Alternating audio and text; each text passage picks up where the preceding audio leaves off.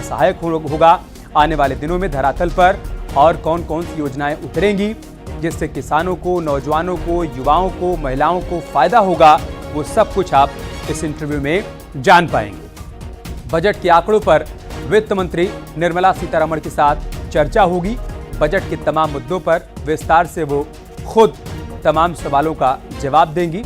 कल ही उन्होंने अंतरिम बजट पेश किया और बताया कि कैसे देश के बुनियादी ढांचे को मजबूत बनाने के लिए इस बजट को तैयार किया गया है, जिसका बीजेपी के तमाम नेताओं ने स्वागत किया। प्रधानमंत्री मोदी ने बजट का स्वागत किया, संतुलित बजट बताया कि कैसे बड़े सपने को प्राप्त करने की दिशा में ये बजट सहायक होगा। और जब आप बड़े लक्ष्य निर्धारित करते हैं तो आपको कुछ बड़े फैसले लेने होते हैं और उन बड़े फैसलों की झलक भी इस बजट में देखने को मिली है। देश जिस तरीके से हर एक क्षेत्र में नित्य निरंतर विकास की नई गाथा लिख रहा है, उसको और तेज गति के साथ बढ़ाने की दिशा में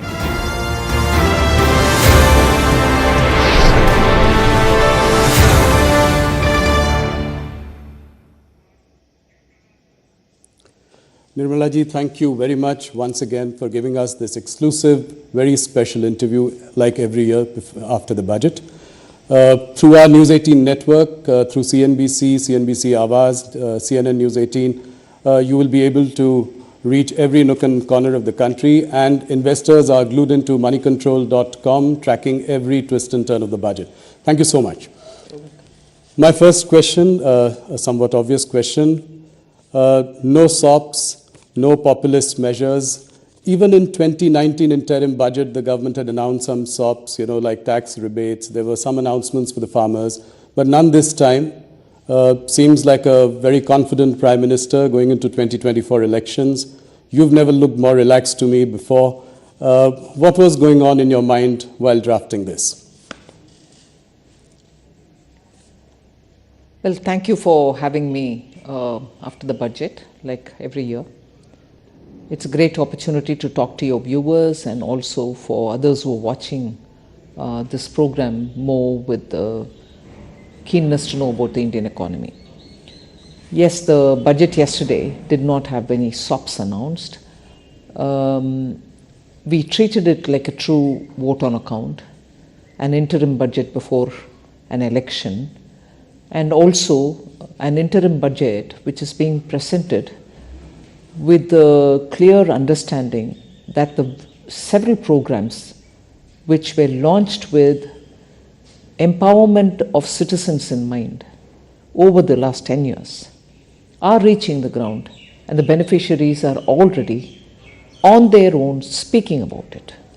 The power of word of mouth is very strong. So when a beneficiary gets truly the benefit and without any middlemen playing a role in it, they really understand that the intent of the government is what they've said is what is getting executed.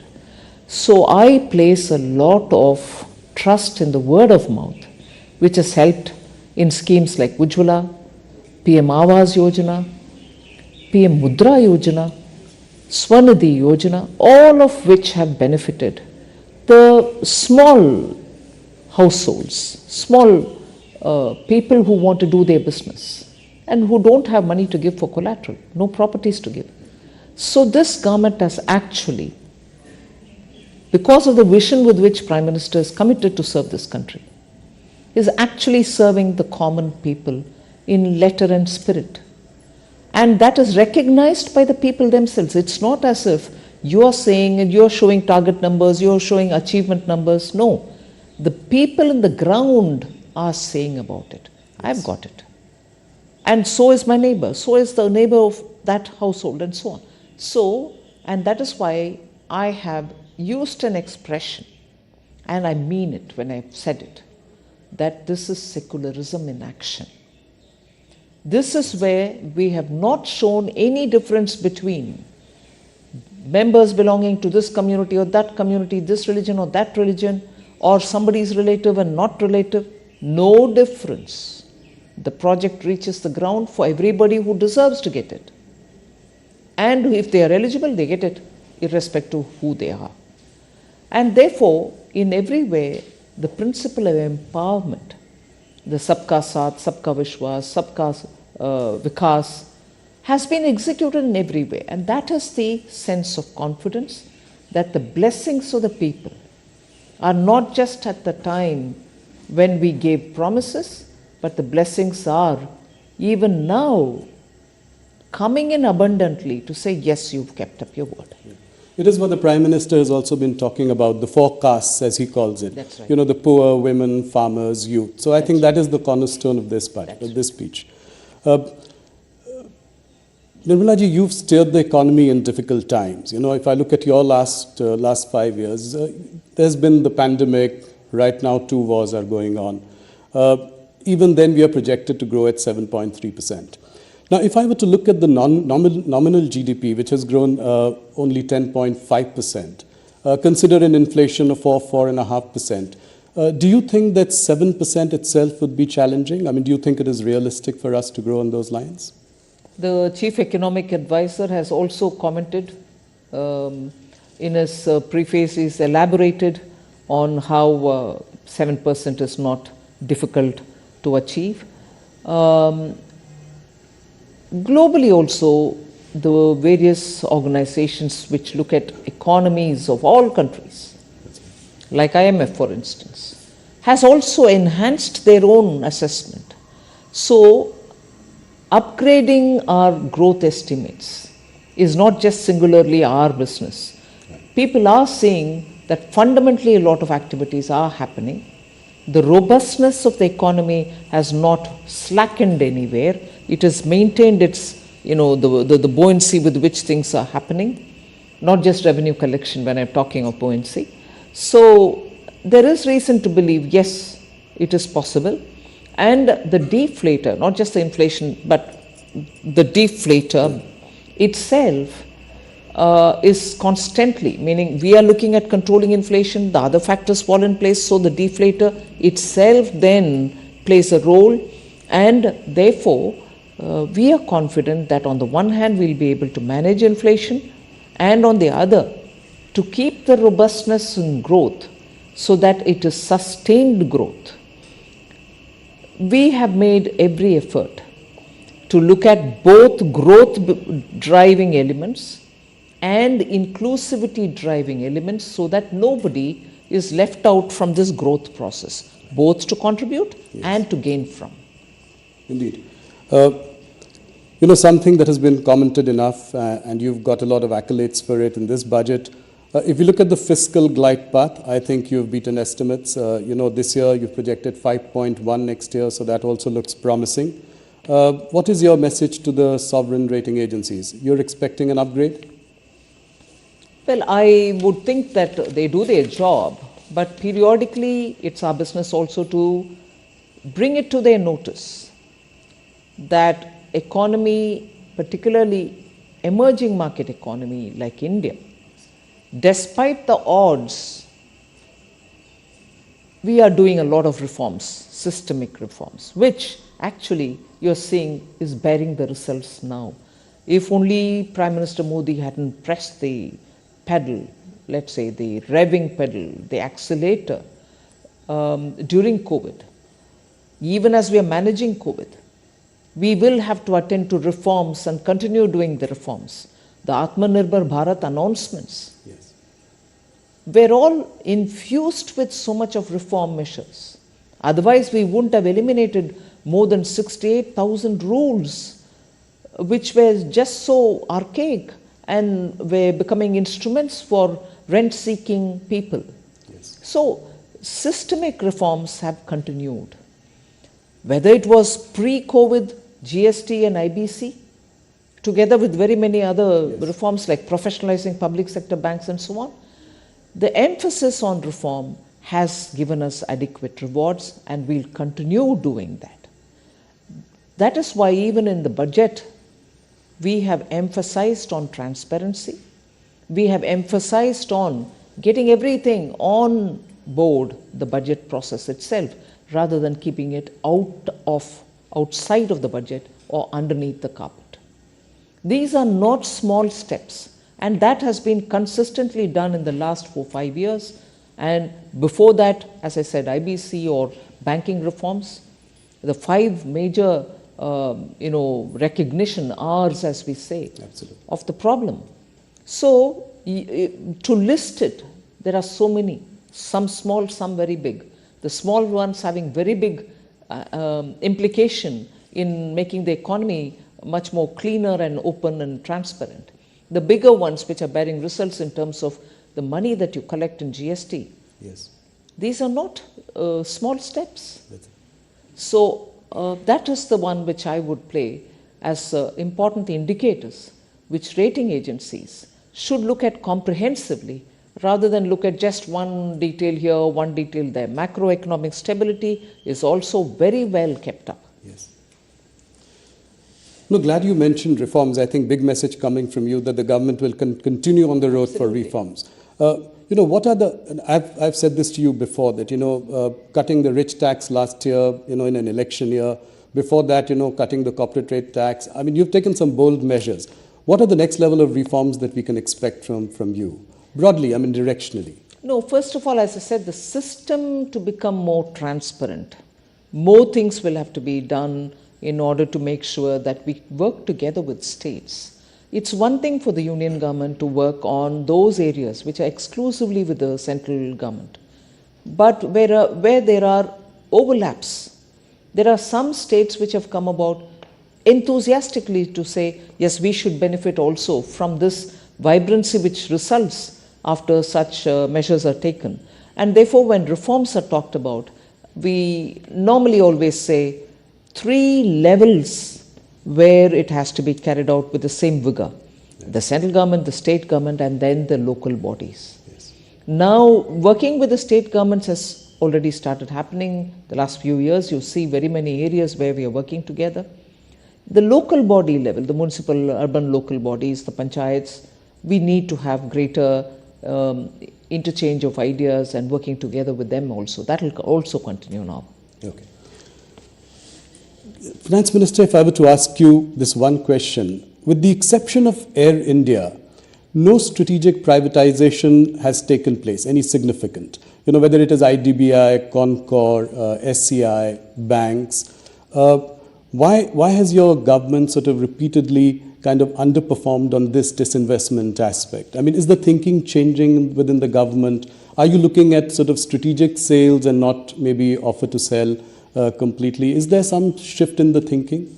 I would want you to, first of all, put that question into the frame that I have laid in the matter of public sector enterprises policy. Right. If a policy framework has been announced, and in that we have said that there are only core strategic sectors which government recognizes, where the government will be having a minimal presence. Right. And even in those sectors, private sector will be allowed to, or it will be completely open for them to participate in total. In the sense, there will not be any one sector, inclusive of the core strategic sector, which will be exclusively reserved for public sector, whereby consolidation will have to happen to make them big enough for a big country like India. Yes. Efficiencies will have to be brought in. Their values will have to be increased. So this question of yours will have to fit into that frame. I will not reverse any of the cabinet approved decisions. Okay. But at the same time, you should probably also have noticed that for each of them, we are working to make sure that we are not allowing them to remain there till they are getting disinvested. Equally, we are working to make sure that their valuations are kept up, they are improved upon. That if you look at the public sector listed companies and their valuation in the market today, you see the kind of vibrancy which has been brought into them. Their share values have gone up. The dividends are even much better than earlier. Absolutely. So, disinvestment is one thing, but bring in value to them and make sure that the markets look at them absolutely favorably. No, in fact, the public sector companies have done really well, and public markets are also where they are. Would you consider sort of diluting your stake maybe to 49% in some of the companies? Thereby, they are not government owned, but at the same time, you have best of both the worlds, and the valuations could go up even further. No, certainly that is not something which has been denied earlier, meaning as a matter of policy. But in many ways, we are already. You will see periodically the DIPAM department, which takes care of the disinvestment, has slowly in trickles released a lot of government's shares into the market, so that private ownerships can come in and they can take hold of those shares.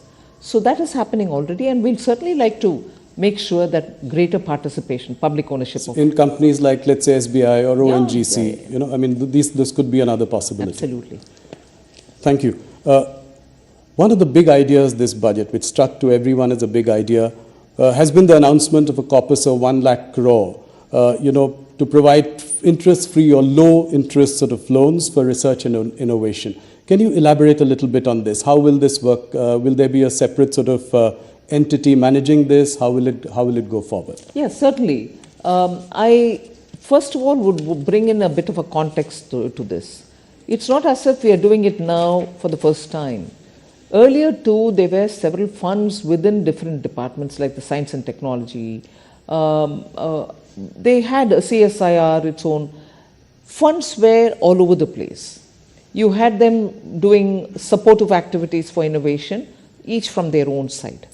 2 years ago, I remember announcing the National Research Foundation, which brought together all these, thinly spread resources to one pool, and from there, each of the department would claim whatever they would want to fund in terms of innovation supportive activities.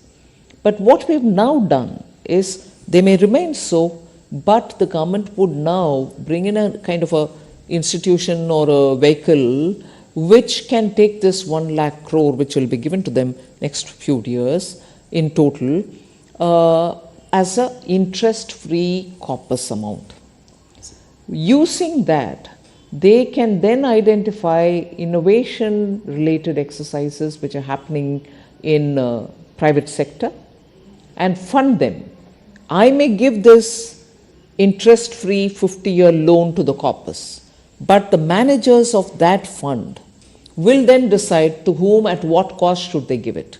The cost may vary depending on the risk factors and the judgment of the professionals who will manage it. But it's certainly a fund from where private innovation will be supported.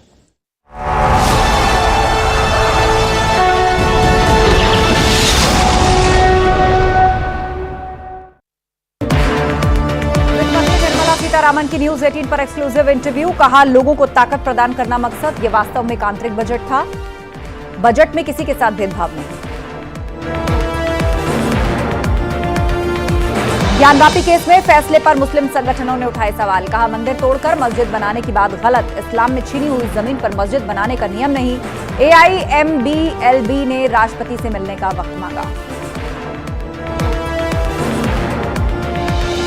Gyanvapi case में मुस्लिम पक्ष को high court से तगड़ा झटका। व्यास जी के तहखाने में पूजा पाठ पर रोक लगाने से इनकार। 6 फरवरी को होगी मामले की अगली सुनवाई। शक्ति बंधन कार्यक्रम में बोले सीएम योगी, महिलाओं को स्वावलंबी बनाने में जुटी हमारी सरकार। प्रदेश में सुरक्षा का बेहतर माहौल, महिला सशक्तिकरण के लिए चला रहे कई योजनाएं।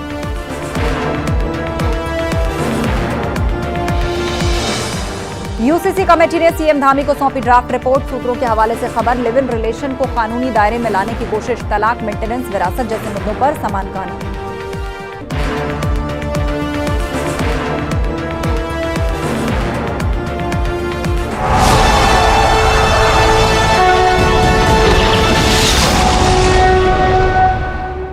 देश के अंदर जो लंबे समय से मांग रही है, भारत के संविधान के अनुच्छेद 44 में ये व्यवस्था की गई है कि राज्य सरकारें अपने यहाँ इसको लागू कर सकते हैं। इसको राज्य अपने अपने अनुसार उसको लागू करने की दिशा में काम कर सकते हैं। उसके अनुसार ही हम सदन में चर्चा करेंगे और विधेयक के रूप में लाकर विधेयक बनेगा। उत्तराखंड राज्य, जहाँ गंगा का प्रदेश है, यमुना का प्रदेश है, देवभूमि है, बाबा बद्री विशाल, बाबा केदार, आदि कैलाश, अनेकों नदियाँ जो पूरे देश के अंदर लोगों को जल देने का काम करती हैं, कहीं आचमन के लिए, कहीं सिंचाई के लिए, जीवन को प्रभावित करने का काम, प्रभावमान करने का काम यहाँ से होता है। यहाँ के ग्लेशियर हैं, पर्वतमालाएं हैं।